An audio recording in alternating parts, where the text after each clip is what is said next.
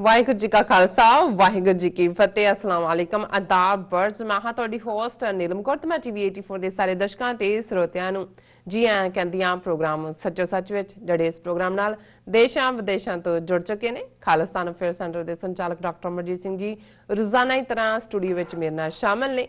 ਉਹਨਾਂ ਨਾਲ ਗੱਲਬਾਤ ਕਰਕੇ ਅੱਜ ਦੇ ਪ੍ਰੋਗਰਾਮ ਦਾ ਆਗਾਜ਼ ਕਰਦੇ ਹਾਂ। ਜੀ ਡਾਕਟਰ ਸਾਹਿਬ ਵਾਹਿਗੁਰੂ ਜੀ ਕਾ ਖਾਲਸਾ ਵਾਹਿਗੁਰੂ ਜੀ ਕੀ ਫਤਿਹ।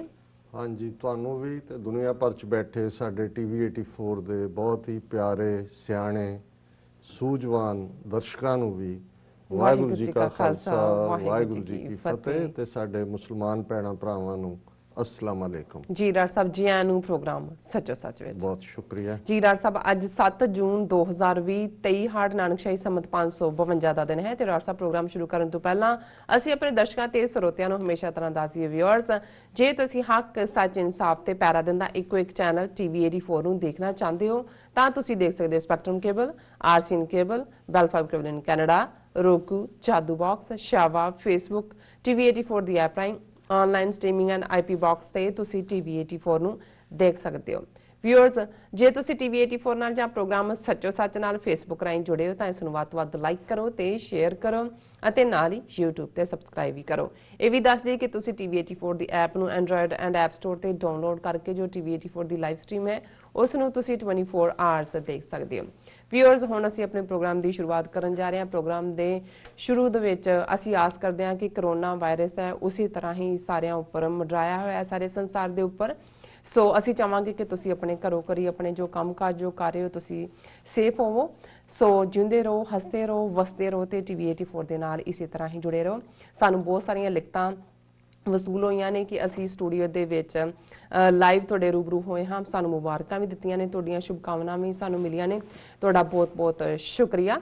ਸੋ ਇਸੇ ਤਰ੍ਹਾਂ ਹੀ ਸਾਨੂੰ ਆਪਣੀ ਇਨਪੁਟ ਭੇਜਦੇ ਰਹੋ। ਸੋ ਹੁਣ ਆਪਾਂ ਆਪਣੇ ਜੋ ਪ੍ਰੋਗਰਾਮ ਦੇ ਵਿੱਚ ਪਹਿਲਾ ਜੋ ਇਸ਼ੂ ਹੈ ਉਹ ਡਿਸਕਸ ਕਰਾਂਗੇ ਡਾਕਟਰ ਸਾਹਿਬ ਦੇ ਉਹਨਾਂ ਤੋਂ ਜੋ ਜ਼ੁਬਾਨੀ ਸੁਣਾਂਗੇ। ਸੋ ਪਹਿਲੇ ਸੈਗਮੈਂਟ ਦੇ ਵਿੱਚ ਆਪਾਂ ਗੱਲਬਾਤ ਕਰਨ ਜਾ ਰਹੇ ਹਾਂ ਕਿ ਕਿਸ ਤਰ੍ਹਾਂ ਯੂਨਾਈਟਿਡ ਨੇਸ਼ਨਸ ਵਿੱਚ ਪਾਕਿਸਤਾਨ ਦੇ ਅੰਬੈਸਡਰ जनाब मुनीर अकरम ने मांग की है कि हिंदू तवी विचारधारा है जड़ी कि एक फाशीवादी विचारधारा है, इस नूं यूनाइटेड नेशनस वालों दहशतगर्दी नाल जोड़िया जावे। ये मांग किन्नी क वाजिब है? सो इस बारे अपन डॉक्टर साहब को उन्होंने विचार जानांगे एंड नाल ही करोना अपडेट भी डॉक्टर साहब को जानांगे। सो असीं चाहांगे कि तुसीं साडे नाल इसी तरह ही बने रहना एंड तुहानूं दस दईए कि कुछ टैक्नीकल प्रॉब्लम करके जो साडा प्रोग्राम है वो लेट शुरू हो रहा है, इसलिए आपां तुहाडे तो माफ़ी चाहते हैं। प्रोग्राम शुरू करते हैं, डॉक्टर साहब कोलों दे विचार सुनते हैं जो पहला अज दा मेन इशू है। सो असीं चाहांगे कि तुसीं साडे नाल इसी तरह ही बने रहना।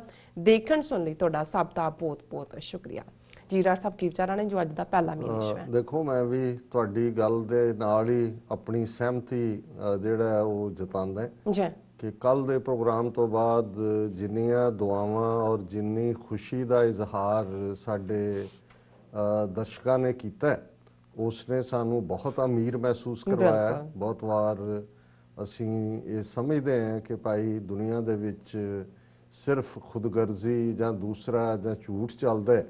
सो सानू घट्टो घट्ट ये सारे समय ने पिछले आलमोस्ट 8 साल च इस गल की यकीन दहानी करवाई है कि कूड़ दे वणजारे कूड़ दे वपारी बेशक भीड़ वड्डी वो भी इकट्ठी करते हैं जां कई बार लगता भी शायद भीड़ उन्हां दे कोल ही हुंदी है, लेकिन सच दी वणज नूं एडमायर करन वाले जां इस रस्ते दी हकीकत नूं समझण वालियां दी भी कमी नहीं है। तो सो असी सारियां दा ही शुक्रिया अदा करते हैं और असी इस गल की माफ़ी भी चाहते हैं कि कल के प्रोग्राम च भी हुण आलमोस्ट बेशक जिथों साडा TV 84 बीम हुंदा है इत्थे लगभग 40 चैनल ने बड़े प्रोमीनेंट जिन्हां च पाकिस्तान के भी चैनल ने और 10-12 होर मुल्कां दे भी साउंड व्यू ब्रॉडकास्टिंग।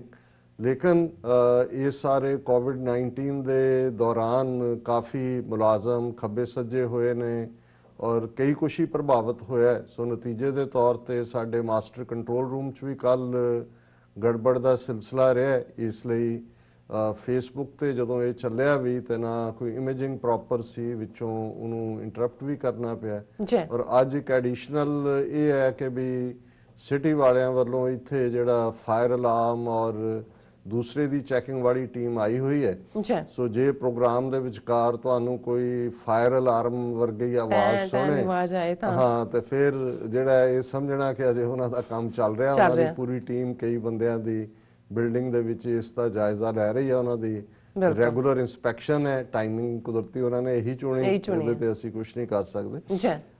ਜ਼ਾਹਰ ਹੈ ਕਿ ਦੁਨੀਆ ਦੇ ਵਿੱਚ ਜਿੱਥੇ ਭਾਰਤ, ਜਿਸ ਬਾਰੇ ਜਦੋਂ ਇਮਰਾਨ ਖਾਨ ਪਿਛਲੇ ਆਪਣੇ UN ਜਨਰਲ ਅਸੈਂਬਲੀ ਦੇ ਸੈਸ਼ਨ ਨੂੰ ਐਡਰੈਸ ਕਰਨ ਲਈ ਆਏ, ਤੇ ਮੈਂ ਸਮਝਦਾ ਹਾਂ ਵੀ ਕਾਫੀ ਵਕਤ ਬਾਅਦ ਕੋਈ ਇਸ ਕਿਸਮ ਦੀ ਆਵਾਜ਼ ਯੂਨਾਈਟਿਡ ਨੇਸ਼ਨਸ ਦੇ ਵਿੱਚ ਗੂੰਜੀ, ਜਿਨ੍ਹਾਂ ਨੇ ਸਿੱਧੇ ਸਿੱਧੇ ਭਾਰਤ ਦੇ ਵਿੱਚ ਜੋ ਹਕੂਮਤੀ ਨਿਜ਼ਾਮ ਹੈ ਉਸ ਨੂੰ ਫਾਸ਼ੀਵਾਦ ਨਾਲ, ਜਿਹਨੂੰ ਫਾਸ਼ਿਜ਼ਮ ਕਹਿੰਦੇ ਨੇ, ਉਹਦੇ ਨਾਲ ਜੋੜਿਆ। ਉਸ ਨੂੰ ਨਾਜ਼ੀਵਾਦ ਨਾਲ, ਜਿਹੜਾ ਜ਼ਾਹਰ ਹੈ ਹਿਟਲਰ ਦੇ ਨਾਲ ਜੁੜਿਆ ਹੋਇਆ। ਔਰ ਜਦੋਂ ਅਸੀਂ ਲਗਭਗ 80 ਸਾਲ ਪਹਿਲਾਂ ਜਾਂ 1930 ਦੇ ਤੋਂ ਵੀ ਪਹਿਲਾਂ ਦੀ 20ਵਿਆਂ ਤੋਂ ਹੀ ਸ਼ੁਰੂ ਕਰਦੇ ਹਾਂ, ਜਦੋਂ ਅਸੀਂ ਫਾਸ਼ੀਵਾਦ ਕਹਿੰਦੇ ਹਾਂ, ਫਾਸ਼ਿਜ਼ਮ ਕਹਿੰਦੇ ਹਾਂ, ਤੇ ਇੱਕਦਮ ਇਟਲੀ ਦਾ ਮੁਸਾਲਿਨੀ ਜਿਹੜਾ ਹੈ ਉਹ ਨਜ਼ਰਾਂ ਸਾਹਮਣੇ ਆ ਜਾਂਦਾ ਹੈ। ਔਰ ਉਹਨੂੰ ਵੈਸਟਰਨ ਵਰਲਡ ਸਮਝਦਾ ਹੈ ਕਿ 20ਵੀਂ ਸਦੀ ਦੀ ਜਿਹੜੀ ਮਿਲੀਅਨਸ ਐਂਡ ਮਿਲੀਅਨਸ ਲੋਕਾਂ ਦੀ ਤਬਾਹੀ, ਐਕਸਟਰਮੀਨੇਸ਼ਨ, ਜੈਨੋਸਾਈਡਸ ਨੇ, ਉਹ ਕਿਵੇਂ ਮੁਸਾਲਿਨੀ ਔਰ ਨਾਜ਼ੀ ਹਿਟਲਰ, ਨਾਜ਼ੀ ਆਈਡੀਓਲੋਜੀ ਨੂੰ ਤਾਂ ਸਾਰੇ ਸਮਝਦੇ ਨੇ। ਬਿਲਕੁਲ। ਸੋ ਜ਼ਾਹਿਰ ਹੈ ਕਿ ਜਿਹੜਾ ਭਾਰਤ ਦੇ ਵਿੱਚ ਅੱਜ ਹਾਕਮ ਹੈ, ਔਰ ਜਿਹੜੀ ਹਾਕਮ ਜਮਾਤ ਹੈ, ਔਰ ਇਹਨਾਂ ਦੀ ਜਿਹੜੀ ਮਾਂ ਹੈ RSS, ਉਹ ਨਾਜ਼ੀਜ਼ਮ ਔਰ ਫਾਸ਼ਿਜ਼ਮ ਦੇ ਦੌਰ ਦੇ ਵਿੱਚ ਹੀ, ਜਦੋਂ ਇੱਥੇ ਇਹਦੀ ਸ਼ੁਰੂਆਤ ਹੋ ਰਹੀ ਸੀ 1920ਵਿਆਂ 'ਚ, ਤੇ ਉੱਥੇ ਡਾਕਟਰ ਹੈਡਗਵੇਅਰ ਔਰ ਉਸ ਤੋਂ ਬਾਅਦ ਗੋਲਵਲਕਰ, ਇਹ ਸਾਰੇ, ਔਰ ਇਹਨਾਂ ਦਾ ਇੱਕ ਹੋਰ ਪਿਤਾਮਾ ਜਿਹਨੇ ਹਿੰਦੂਤਵਾਦੀ ਆਈਡੀਓਲੋਜੀ ਦਿੱਤੀ,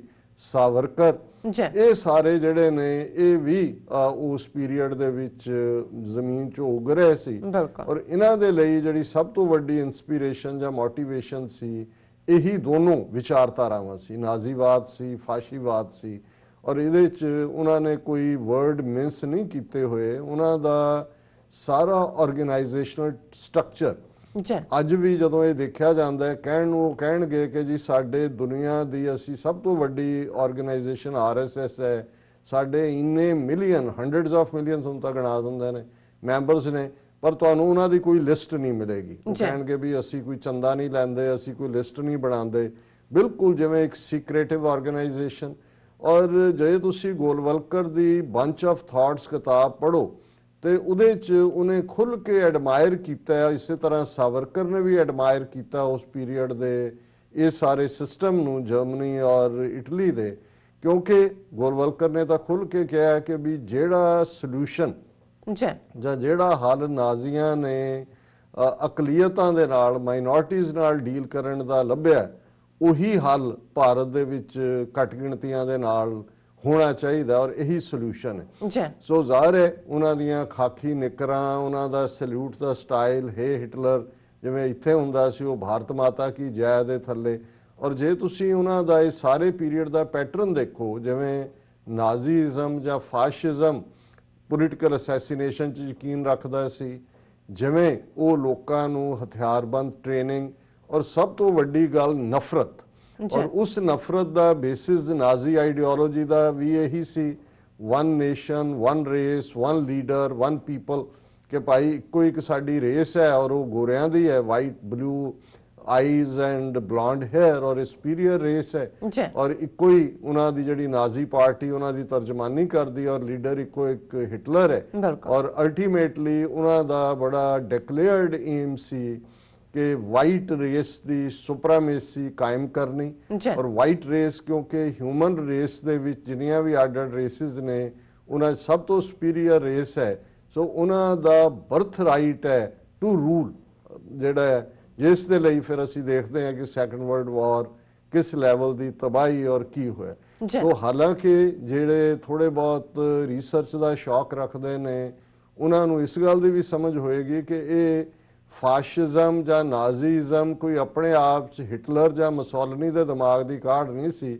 ਜੇ ਉਹਨਾਂ ਦੀ ਵੀ ਮਾਂ ਦੇਖਣੀ ਹੋਏ ਤੇ ਫਿਰ ਅਲਟੀਮੇਟਲੀ, ਔਰ ਇਹ ਐਵੇਂ ਨਹੀਂ ਹੈ ਕਿ ਜੇ ਸਵਾਸਤਿਕਾ, ਇਹ ਲਫ਼ਜ਼ ਵੀ ਸੰਸਕ੍ਰਿਤ ਦਾ ਹੈ, ਉਹਦੇ ਸਿਰਫ ਜਿਹੜਾ ਹੈ ਉਸ ਦੇ ਸਾਈਨ ਦੇ ਵਿੱਚ ਥੋੜਾ ਜਿਹਾ ਪੁੱਠਾ ਕਰਕੇ ਨਾਜ਼ੀਆਂ ਦਾ ਲੱਗਦਾ ਹੈ, ਪਰ ਤੁਸੀਂ ਹਿੰਦੂ ਮੰਦਰਾਂ ਦੇ ਉੱਤੇ ਜਿਹੜੇ ਝੰਡਾ ਝੂਲਦਾ ਹੈ ਇਹਨਾਂ ਦਾ ਭਗਵੇ ਰੰਗ ਦਾ, ਉਹਦੇ ਤੇ ਦੇਖੋਗੇ ਤਾਂ ਉਹੀ ਸਵਸਤਿਕਾ ਦਾ ਨਿਸ਼ਾਨ ਹੈ। ਜੀ ਔਰ ਇਸੇ ਤਰ੍ਹਾਂ ਜਿਹੜਾ ਉਹਦਾ ਆਰੀਅਨ ਰੇਸ ਦਾ ਕਾਨਸੈਪਟ, ਜਿਹਨੂੰ ਇਹ ਐੜਾ ਸਿੱਧਾ ਨਹੀਂ ਬੋਲ ਸਕਦੇ, ਐਰੀਅਨ ਕਹਿੰਦੇ ਨੇ, ਜਿਵੇਂ ਕਸ਼ਮੀਰ ਨੂੰ ਕੈਸ਼ਮੀਰ ਕਹਿਣਗੇ, ਕਈ ਸਾਡੇ ਵੀ ਦੇਸੀ ਜਿਹੜੇ ਨੇ ਚੰਗੇ ਭਲੇ ਉਹ ਗੋਰੇ ਬਣਨ ਦੇ ਚਾਅ 'ਚ ਕੈਸ਼ਮੀਰ ਹੀ ਕਹਿਣਗੇ। ਮੈਂ ਕਿਹਾ ਇਹਨਾਂ ਤੋਂ ਤਾਂ ਕਿਹਾ ਨਹੀਂ ਜਾਂਦਾ ਕਸ਼ਮੀਰ, ਜਾਂ ਸਾਡੇ ਵੀ ਕਈ ਜਿਹੜੇ ਨੇ ਉਹਨੂੰ ਖਾਲਿਸਤਾਨ ਕਹਿਣਗੇ, ਉਹ ਮੈਂ ਕਿਹਾ ਖਾਲਿਸਤਾਨ ਹੈ, ਇਹ ਕਸ਼ਮੀਰ ਹੈ, ਇਹਨਾਂ ਦੀ ਤਾਂ ਮਜਬੂਰੀ ਹੈ। ਸੋ ਕੁੱਲ ਮਿਲਾ ਕੇ ਈਵਨ ਇਹ ਜਿਹੜਾ ਕਾਨਸੈਪਟ ਸੀ ਆਰੀਅਨ ਰੇਸ ਦਾ, ਆਰੀਅਨ ਸੁਪੀਰੀਅਰਿਟੀ ਦਾ, ਜੇ ਤੁਸੀਂ ਹਿੰਦੂਤਵਾ ਦਾ ਜਿਹੜੀ ਅੱਜ ਹੈ ਔਰ ਕਿਸੇ ਵੇਲੇ ਬ੍ਰਾਹਮਣਵਾਦ ਇਹਨੂੰ ਕਿਹਾ ਜਾਂਦਾ ਸੀ,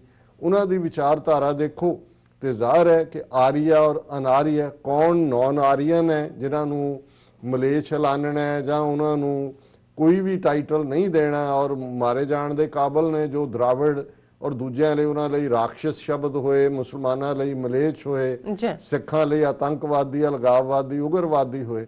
ਸੋ ਇਨਫੈਕਟ ਹਿਟਲਰ ਦਾ ਬਹੁਤ ਸਾਰਾ ਇੰਟਰਸਟ ਸੰਸਕ੍ਰਿਤ ਜ਼ਬਾਨ ਦੇ ਵਿੱਚ ਵੀ ਸੀ, ਇਸ ਆਰੀਅਨ ਕਾਨਸੈਪਟ ਦੇ ਵਿੱਚ ਵੀ ਸੀ, ਔਰ ਉਹਦੇ ਪੀਰੀਅਡ 'ਚ ਇੱਕ ਸੰਸਕ੍ਰਿਤ ਯੂਨੀਵਰਸਿਟੀ ਬਰਲਿਨ ਦੇ ਵਿੱਚ ਐਸਟੈਬਲਿਸ਼ ਹੋਈ।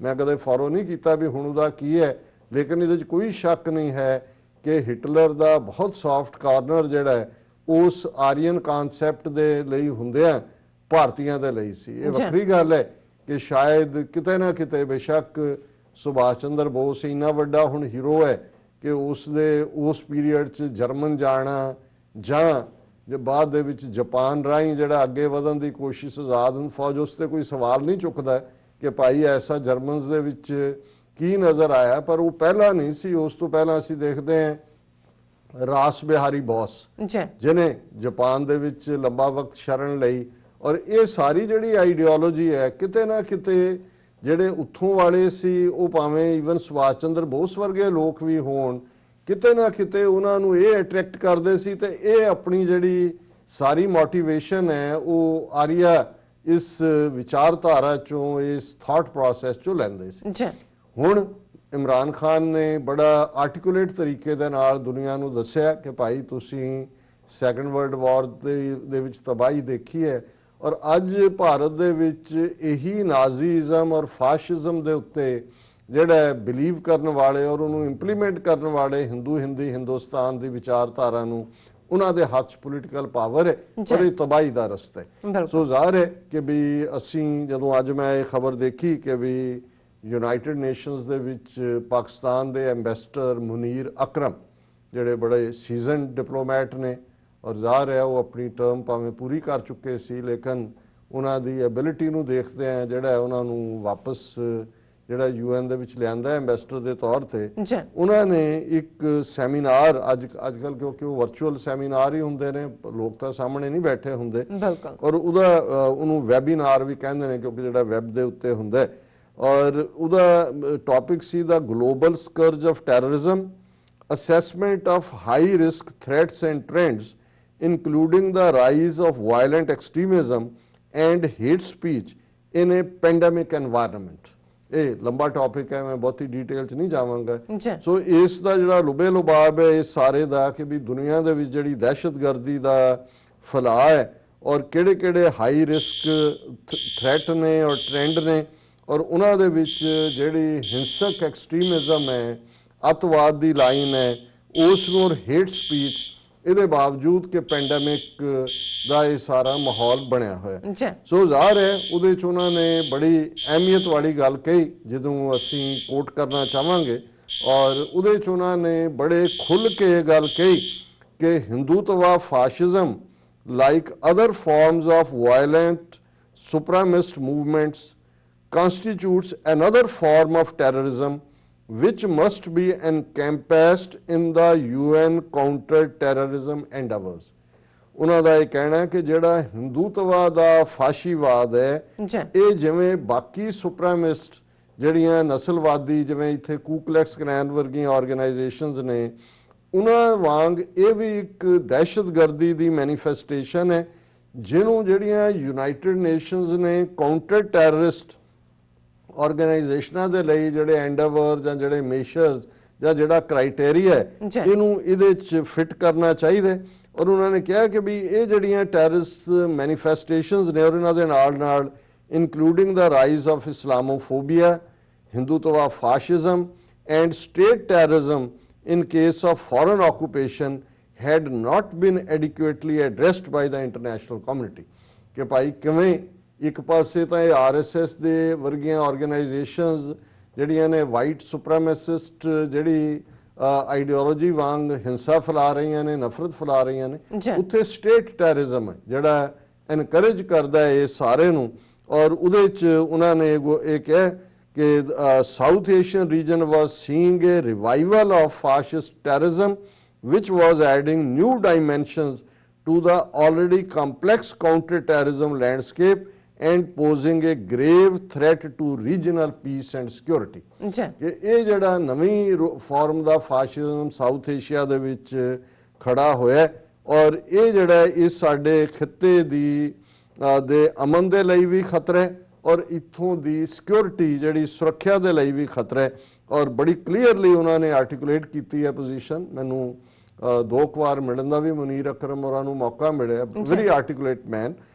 The racist and fascist ideology of Hindutva practices by the ruling BJP and its militant parent RSS, which preaches the supremacy of upper caste Hindus and the suppression of Muslims and other religions in India, poses an existential threat to 180 million Muslims of India, Ambassador Akram said। उन्होंने कहा जी आ जड़ी हिंदुत्वा दी ideology fascist है जिन्हों BJP practice करती है और इन्हां दी जड़ी मिलिटेंट पेरेंट है मां है इन्हां दी RSS, ये अपर कास्ट हिंदुआं दी जड़ी बालादस्ती है वो घट गिणतियां दे उत्ते जिन्हां च 180 मिलियन मुसलमानां दा जिक्र कीता है। मैं समझदा भी जे फिगर्स अपनियां सारे एक बारी गवर्नमेंट लैवल ते कर लिया करन, असीं भी तो 200 मिलियन ਜਿਹੜਾ ਉਹ ਕਰਦੇ हैं हमेशा इस ਨੂੰ ਸੁਜੈਸਟ। ਇਸੇ ਤਰ੍ਹਾਂ ਉਹਨਾਂ ਨੇ ਜਦੋਂ ਸਟੇਟ ਟੈਰਰਿਜ਼ਮ ਦੇ ਸ਼ਿਕਾਰ ਲੋਕਾਂ ਦੀ ਗੱਲ ਕੀਤੀ ਕਿ ambassador Akram also highlighted the heavy price paid by Pakistan in its fight against terrorism, suffering over 50,000 casualties, soldiers and civilians।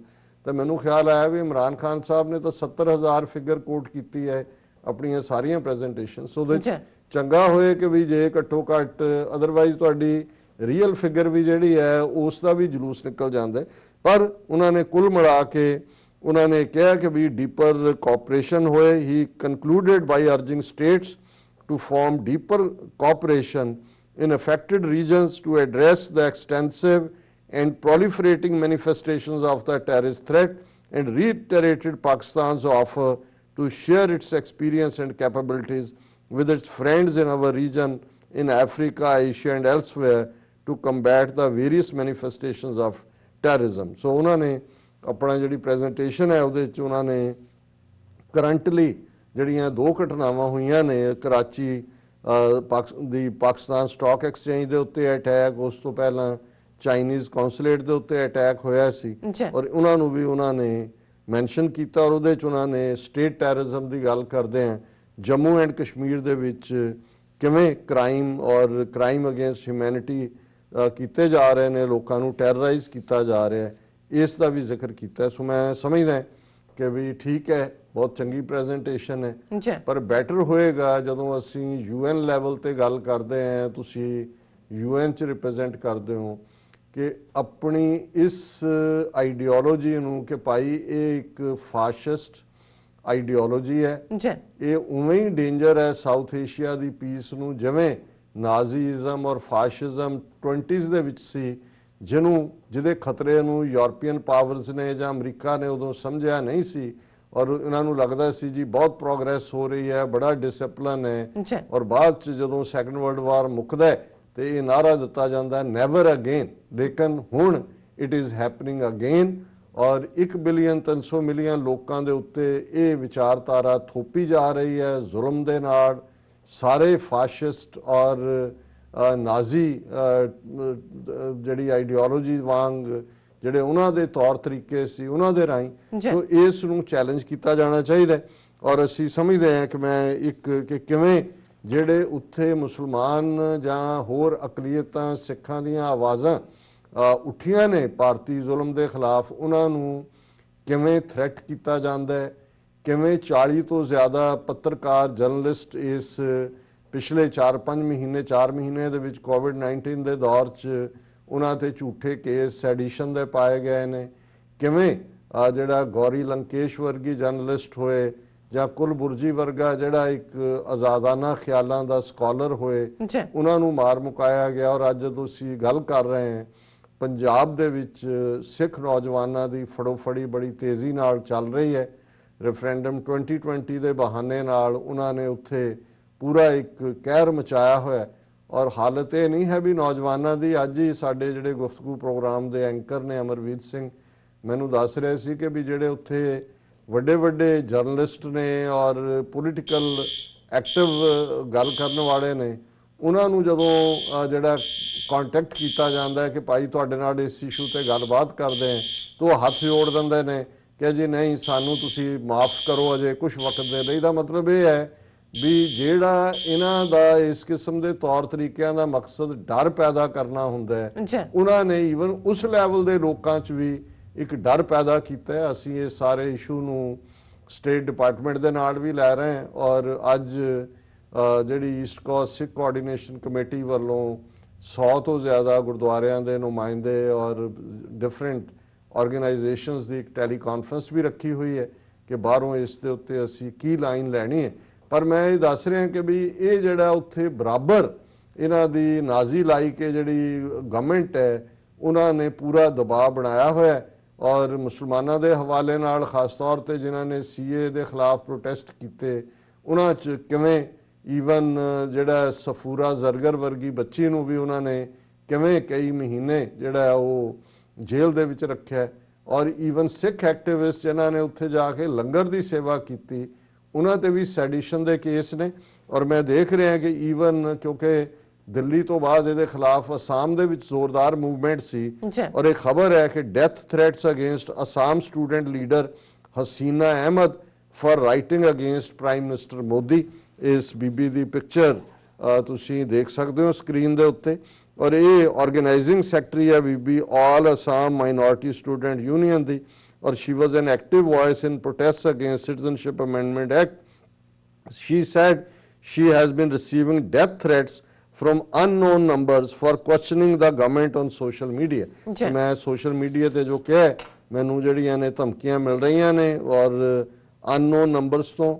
ਉਹਨਾਂ ਨੇ ਕਿਹਾ ਕਿ ਵੀ ਹਸੀਨਾ has been threatened with the fate of Lifakul Islam if she continues to act the same way, write or post on social media against the government. ਉਹਨਾਂ ਨੇ ਕਿਹਾ ਕਿ ਵੀ ਤੇਰਾ ਹਾਲ ਵੀ ਉਹੀ ਹੋਏਗਾ ਜੋ ਲਿਫਾਕੁਲ ਇਸਲਾਮ ਦਾ ਹੋਇਆ ਸੀ। ਔਰ ਉਹਨਾਂ ਨੇ ਕਿਹਾ ਕਿ ਲਿਫਾਕੁਲ ਇਸਲਾਮ ਉਹ ਮਾਈਨੋਰਿਟੀ ਸਟੂਡੈਂਟ ਲੀਡਰ ਸੀ ਬੋਡੋਲੈਂਡ ਟੈਰੀਟੋਰੀਅਲ ਰੀਜਨ ਦਾ, ਔਰ ਬਹੁਤ ਵੋਕਲ ਸੀ ਬੀਜੇਪੀ ਗਵਰਨਮੈਂਟ ਦੇ ਖਿਲਾਫ। ਉਹਨਾਂ ਦੀਆਂ ਪਾਲਿਸੀਜ਼ ਜਿਹੜੀਆਂ ਮੁਸਲਮਾਨਾਂ ਦੇ ਖਿਲਾਫ ਨੇ ਔਰ ਸਟੇਟ ਦੇ ਵਿੱਚ ਉਹਨਾਂ ਦੇ ਜ਼ੁਲਮਾਂ ਦੇ ਖਿਲਾਫ। ਔਰ ਉਹ ਮੰਗ ਕਰ ਰਿਹਾ ਸੀ ਕਿ ਵੀ ਕੰਪਨਸੇਸ਼ਨ ਦਿੱਤਾ ਜਾਏ, ਰੀਹੈਬਿਲਿਟੇਸ਼ਨ ਜਿਹੜੇ ਲੋਕ ਇੰਟਰਨਲੀ ਡਿਸਪਲੇਸਡ ਹੋਏ ਨੇ। ਔਰ ਉਸ ਨੂੰ ਹੀ was shot dead in a broad daylight on 3rd August earlier. So ਪਿਛਲੇ ਸਾਲ ਦਾ ਇਹ ਵਾਕਿਆ ਹੈ ਕਿ ਭਾਈ ਉਹਨੂੰ ਮਾਰ ਮੁਕਾਇਆ ਗਿਆ ਸੀ। ਸੋ ਅਸੀਂ ਸਮਝਦੇ ਹਾਂ ਕਿ ਵੀ ਇਹ ਜ਼ੁਲਮ ਦੀ ਹਨੇਰੀ ਝੁੱਲ ਰਹੀ ਹੈ। ਐਂਬੈਸਡਰ ਮੁਨੀਰ ਅਕਰਮ ਨੇ ਬਿਲਕੁਲ ਠੀਕ ਨੋਟ ਦੇ ਉੱਤੇ ਹੱਥ ਰੱਖਿਆ। ਪਰ ਮੈਂ ਸਮਝਦਾ ਵੀ ਇਹ ਸਿਰਫ ਇੱਕ ਥਾਂ ਤੇ ਆਪਣੇ ਆਈਡੀਆਜ਼ ਐਕਸਪ੍ਰੈਸ ਕਰਨ ਦੇ ਨਾਲ ਨਹੀਂ, ਇਹਦੇ ਤੇ ਪੂਰੀ ਲਾਈਕ ਮਾਈਂਡਡ ਜਿਹੜੀਆਂ ਧਿਰਾਂ ਨੇ, ਅੱਡ ਨੇਸ਼ਨਸ ਨੇ, UN 'ਚ ਤੁਸੀਂ ਬੈਠੇ ਹੋ, 193 ਦੇਸ਼ ਉਹਦੇ ਮੈਂਬਰ ਨੇ। ਔਰ ਘੱਟੋ ਘੱਟ ਜਿਵੇਂ ਭਾਰਤ ਜਿਹੜਾ ਕਿ ਬਿਲਕੁਲ ਇੱਕ ਗੁਨਾਹਗਾਰ ਮੁਲਕ ਹੈ ਜਿਸ ਨੇ ਜ਼ੁਲਮ ਕੀਤੇ ਨੇ ਕਰ ਰਿਹਾ, ਉਹ ਆਪਣੀ ਲੌਬੀ ਜਿਵੇਂ ਕਰਦੇ ਨੇ, ਜਿਸ ਅੰਦਾਜ਼ ਦੇ ਵਿੱਚ ਝੂਠ ਨੂੰ ਸੱਚ ਬਣਾਉਂਦੇ ਨੇ। ਤੁਹਾਡੇ ਪੱਲੇ ਤਾਂ ਸੱਚ ਹੈ, ਤੁਸੀਂ ਸਿਰਫ ਉਹਨੇ ਇੱਕ ਡਿਪਲੋਮੈਟਿਕ ਨਾਈਸਟੀ ਦੇ ਵਿੱਚ ਹੀ ਨਾ ਰਹੋ ਕਿ ਭਾਈ ਤੁਸੀਂ ਆਪਣੀ ਨੌਕਰੀ ਰੱਖਣੀ ਹੈ। ਜਰਾ ਬਾਹਰ ਨਿਕਲ ਕੇ ਐਗਰੈਸਿਵਲੀ ਇਸ ਦੇ ਉੱਤੇ ਕੰਮ ਕਰੋ। ਔਰ ਇਸ ਦੇ ਨਾਲ ਹੀ ਜਿਵੇਂ ਤੁਸੀਂ ਕਰੋਨਾ ਅਪਡੇਟ ਮੰਗੀ ਹੈ, ਜਿਵੇਂ ਅਮਰੀਕਾ ਦੇ ਵਿੱਚ ਹਾਲਾਤ ਠੀਕ ਨਹੀਂ ਨੇ। ਪਿਛਲੇ 24 ਘੰਟੇ 'ਚ 692 ਮੌਤਾਂ ਅਮਰੀਕਾ 'ਚ ਹੋਈਆਂ। ਦੁਨੀਆ ਦੇ ਵਿੱਚ ਜਿਹੜੇ ਟੋਟਲ ਕਰੋਨਾ ਕੇਸ ਨੇ 11,08,64,614 ਨੇ। ਔਰ ਟੋਟਲ ਡੈਥਸ ਜਿਹੜੀਆਂ ਨੇ ਉਹ 5,44,063 ਨੇ। ਅਮਰੀਕਾ 'ਚ ਟੋਟਲ ਕੇਸ 3,73,629 ਟੋਟਲ ਕੇਸ ਨੇ ਜੀ ਔਰ ਕੁੱਲ ਡੈਥ ਜਿਹੜੀਆਂ ਨੇ 1,33,671 ਟੋਟਲ ਡੈਥਸ ਨੇ। ਭਾਰਤ ਜਿਹਨੇ ਕਿ ਕੇਸਾਂ ਦੇ ਮਾਮਲੇ 'ਚ ਰਸ਼ੀਆ ਨੂੰ ਪਿੱਛੇ ਛੱਡ ਦਿੱਤਾ ਹੈ, ਪਰ ਤੁਸੀਂ ਉਹਨਾਂ ਦੀ ਬੇਸ਼ਰਮੀ ਦੇਖੋ। ਬਜਾਏ ਕਿ ਆਪਣੀ ਨਾਕਾਮੀ ਕਬੂਲਣ ਦੇ, ਉਹਨਾਂ ਦਾ ਫੈਡਰਲ ਮਿਨਿਸਟਰ ਕਹਿ ਰਿਹਾ ਹੈ ਕਿ ਦੇਖੋ ਜੀ ਸਾਡੀਆਂ ਡੈਥਸ ਪਰ ਮਿਲੀਅਨ ਘੱਟ ਨੇ ਦੁਨੀਆ ਦੇ ਬਾਕੀ ਦੇਸ਼ਾਂ ਦੇ ਨਾਲੋਂ। ਜੀ ਹੁਣ ਜੇ ਤੁਸੀਂ ਬੇਸ਼ਰਮ ਨੂੰ ਜਿਹੜਾ ਹੈ ਉਹ ਕਹੀ ਵੀ ਜਾਓ ਕਿ ਇਹ ਬੇਸ਼ਰਮ ਹੈ ਤੇ ਉਹ ਕਹੇ ਵੀ ਨਹੀਂ ਮੇਰੇ ਤੋਂ ਤਾਂ ਵੱਡਾ ਬਾਸ਼ਰਮ ਕੋਈ ਵੀ ਨਹੀਂ ਹੈ, ਤੇ ਫਿਰ ਹੁਣ ਤੁਸੀਂ ਬੇ ਨੂੰ ਵਾਲੇ ਨੂੰ ਬਾ ਤਾਂ ਬਣਾਉਣੋਂ ਰਹੇ ਜੇ ਉਹ ਆਪਣੇ ਆਪ ਨੂੰ ਹੀ ਕਲੇਮ ਕਰਦਾ ਕਿ ਵੀ ਮੈਂ ਬਾਸ਼ਰਮ ਹੈ। ਇਸ ਵੇਲੇ ਭਾਰਤ ਦੇ ਵਿੱਚ 7,43,481 ਟੋਟਲ ਕੇਸ ਨੇ ਔਰ 20,653 ਡੈਥਸ ਹੋ ਚੁੱਕੀਆਂ ਨੇ ਜਿਹੜੀਆਂ ਰਿਪੋਰਟਡ ਨੇ। ਇਹਨੂੰ ਤੁਸੀਂ ਮਲਟੀਪਲਾਈ 10 ਟਾਈਮਸ ਵੀ ਕਰ ਸਕਦੇ ਹੋ। ਮੇਰਾ ਉੱਥੇ ਅੱਡ-ਅੱਡ ਲੋਕਾਂ ਦੇ ਨਾਲ ਰਾਬਤਾ ਰਹਿੰਦਾ, ਉਹ ਕਹਿੰਦੇ ਨੇ ਜੀ ਬਹੁਤ ਬੁਰਾ ਹਾਲ ਹੈ, ਇਹ ਬਿਲਕੁਲ ਝੂਠ ਬੋਲ ਕੇ ਕਿ ਜੀ 15 ਅਗਸਤ ਨੂੰ ਅਸੀਂ ਜਾਰੀ ਕਰਾਂਗੇ ਵੈਕਸੀਨ, ਹੁਣ ਮੁੱਕਰ ਗਏ ਨੇ। ਇੱਕ ਉਹਦੀ ਜਿਹੜੀ ਰਿਸਰਚਰ ਸੀ ਉਹਨੇ ਰਿਜ਼ਾਈਨ ਕੀਤੇ। ਪਾਕਿਸਤਾਨ 12ਵੇਂ ਨੰਬਰ ਤੇ ਹੈ ਤੇ 2,34,509 ਜਿਹੜੇ ਨੇ ਟੋਟਲ ਕੇਸ ਨੇ ਪਾਕਿਸਤਾਨ, 4,839 ਡੈਥਸ ਹੋਈਆਂ। ਇਹ ਕਰੋਨਾ ਅਪਡੇਟ ਜੀ ਡਾਕਟਰ ਸਾਹਿਬ ਤੁਹਾਡਾ ਬਹੁਤ ਬਹੁਤ ਸ਼ੁਕਰੀਆ। ਤੁਸੀਂ ਪਹਿਲਾ ਇਸ਼ੂ ਸਾਡੇ ਦਰਸ਼ਕਾਂ ਨਾਲ ਡਿਸਕਸ ਕੀਤਾ, ਸੋ ਇੱਥੇ ਲੈਣੇ ਬ੍ਰੇਕ। ਵਿਊਅਰਸ ਤੁਸੀਂ ਨਾਲ ਇਸੇ ਤਰ੍ਹਾਂ ਹੀ ਬਣੇ ਰਹਿਣਾ, ਮਿਲਦੇ ਹਾਂ ਛੋਟੇ ਜਿਹੇ ਵਕਤ ਤੋਂ ਬਾਅਦ।